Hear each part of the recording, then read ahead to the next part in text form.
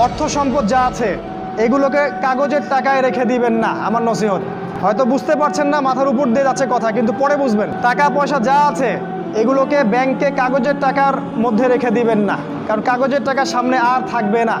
লিখে রাখেন, কয়েক বছর পরে দেখতে পারবেন সমস্ত টাকা হয়ে যাবে ইলেকট্রনিক। খালি পাঠাবেন ইলেকট্রনিক মানি, মানে আপনি টাকা ধরতেও পারবেন না, পকেটে রাখতেও পারবেন না, খালি জানবেন আমার অ্যাকাউন্টে এত টাকা আছে। এই পুরো ব্যাংকিং সিস্টেমটা পড়ে যাবে, থাকবে না। বিশ্বাস না হলে লিখে রাখতে পারেন, এই পুরো ব্যাংকিং সিস্টেম পড়ে যাবে, কাগজের টাকা থাকবে না। কি করবেন তাহলে?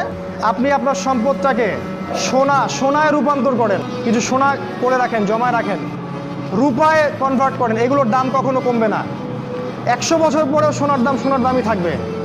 তো 10 বছর পর আপনার 10 লাখ টাকার মান 10 লাখ টাকা থাকবে না, দাম পড়ে যাবে, আপনি সম্পত্তি হারাবেন। এইভাবে তারা সারা বিশ্বকে লুট করছে, এই কাগজের টাকা দিয়ে তারা সারা বিশ্বকে লুট করছে।